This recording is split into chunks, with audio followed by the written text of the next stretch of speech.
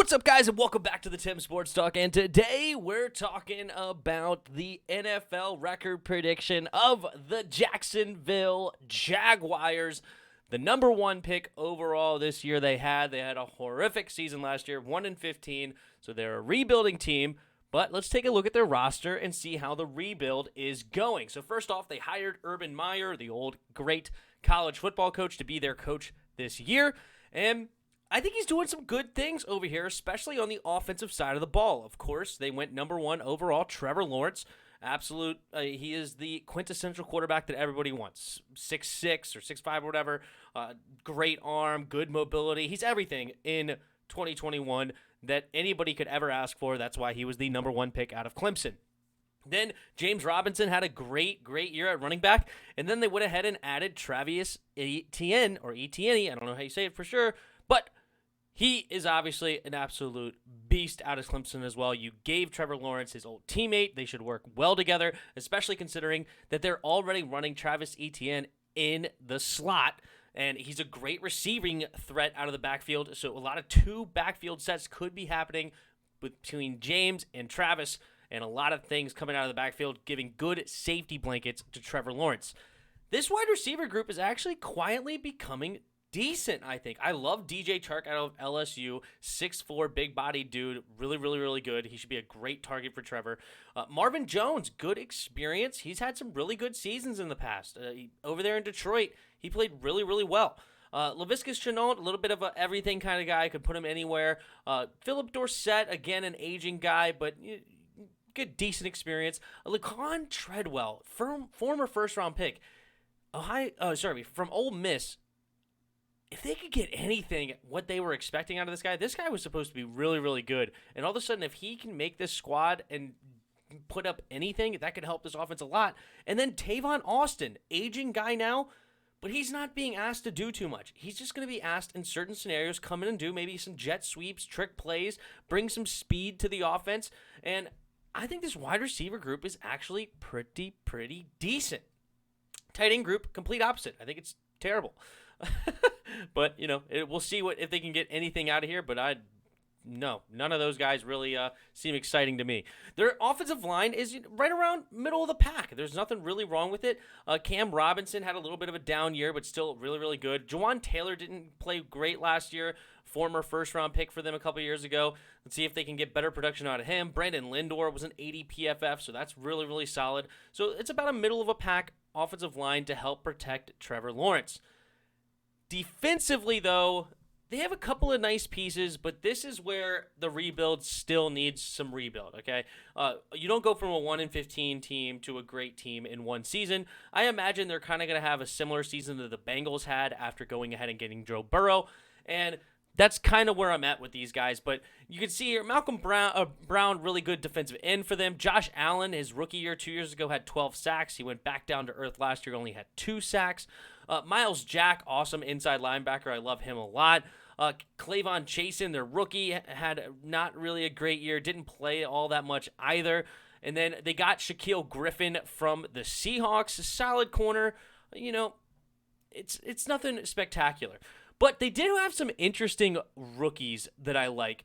And one is Dylan Moses, that they actually got undrafted from Alabama. I thought he was worth at least a 4th or 5th round pick. He's got good speed. He's not as aggressive as I would like, but if he can get any of that aggression going, I think he could actually be a really decent linebacker. They also got Andre Sisco in the 5th round, which could turn out to be a steal. He tore his ACL late last year.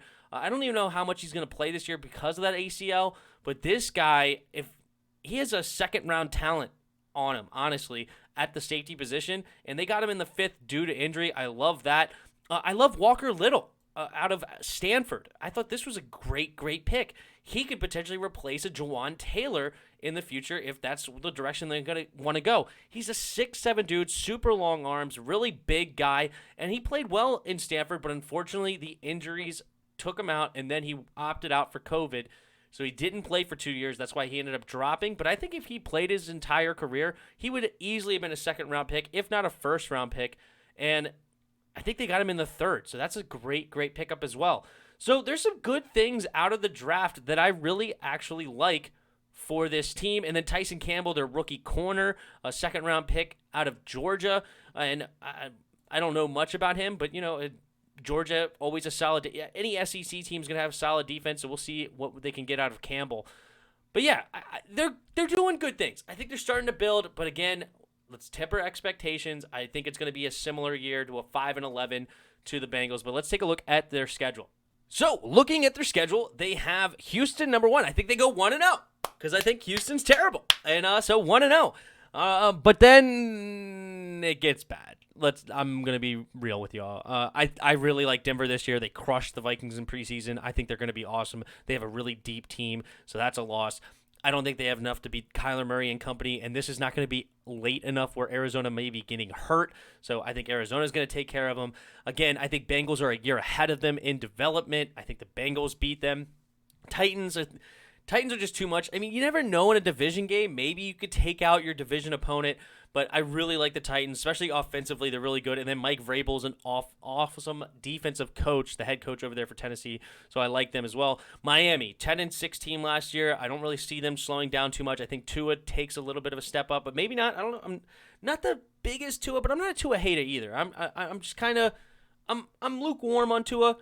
But they gave him weapons around there. They brought in Will Fuller from Houston, who I really, really love as long as he can stay healthy. They brought in Jalen Waddle, solid deep threat out of Alabama. I thought he went too high, but still a good weapon nonetheless. And they still have Devontae Parker over there, Mike Gesicki, and I like Flores. I like their head coach a lot, man. I really like Flores. So we'll see if Miami can continue, but I don't have the Jacksonville beating them. Russell Wilson is not going to lose to this Jaguars team. I don't care what you say, okay? Especially since it's at Seattle. Trevor Lawrence it's going to be loud up there for him. Buffalo, they don't have enough to beat Josh Allen and company. The Colts, I love the Colts this year. They're going to be high on my list.